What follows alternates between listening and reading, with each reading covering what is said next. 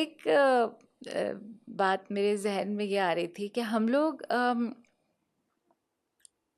Future technology, AI आने वाले वक्त के अंदर हम अपने आप को इक्विप करने की बहुत कोशिश कर रहे हैं सभी लोग, कि तमाम तालीमी इदारों में इसका बहुत प्रचार हो रहा है।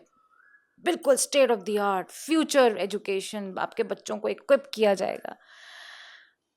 आपने अभी किताब का जिक्र किया, in the now, power of now. Power of now. इसी तरह आप ही ने वो किताब मुझे दी थी, फ्यूचर शॉक, एल्विन किस मैंने तो नहीं, इरफान ने दी होगी। नहीं नहीं नहीं, आपने मुझे ला के दी थी, फ्यूचर शॉक।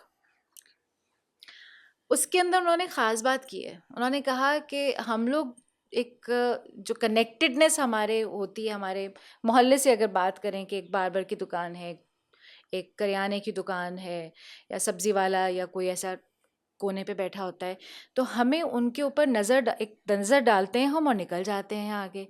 लेकिन जब तब्दीली आती है, मोहल्ले की बिल्डिंग्स नहीं बनती हैं, कुछ और उखाड़ पिछाड़ होती है और अचानक वो चेहरे गायब हो जाते हैं, तो एक इज़्तिराबी कैफ़ियत हम पे तारी होने लगती है, क्योंकि वो फ़ेमिलियरिटी हमें स्ट्रेंथ देती थी।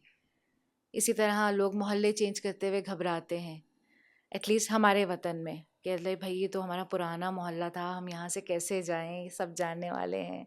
बहुत सारे लोग वहीं पे बहुत अरसे तक रहते हैं।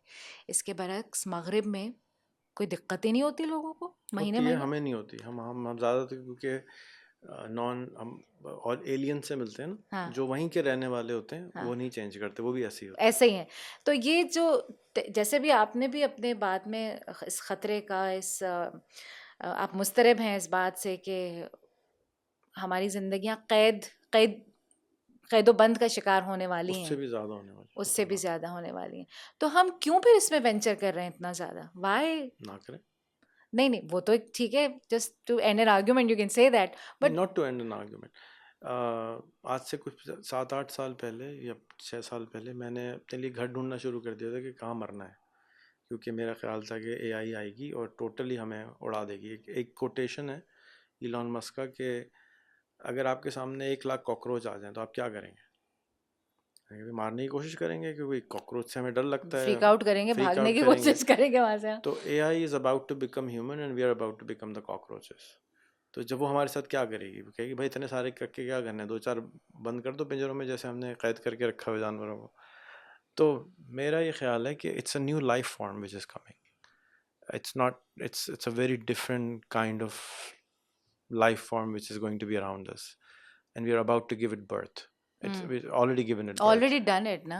तो अब फिर मेरी खाला को मैंने डरते डरते ये मैंने बात बताई कि भाई मैं हाँ, तो ऐसे जगह ढूंढ रहा हूँ। हाँ, तो हंसने लगी और कहने लगी कि तुम्हारी मर्ज़ी है, लेकिन मैं हदीस एक सुना देती हूँ। उन्होंने कहा कि अच्छा, उस वक्त मैं काफ़ी डिप्रेशन में भी था और मैंने कहा भाई अब तो बेकार है कुछ करना, क्या करें, एंड हो चुका है, क़यामत सर पे, अब क्या करें। तो उन्होंने कहा कि भाई एक हदीस है कि अगर आपको क़यामत सामने से आते हुए नज़र आए और हाथ में पौधा हो तो उसको ज़ाया ना करें बल्कि लगा दें। तो मैंने उससे ये सुभान अख़ज़ किया अल्लाह।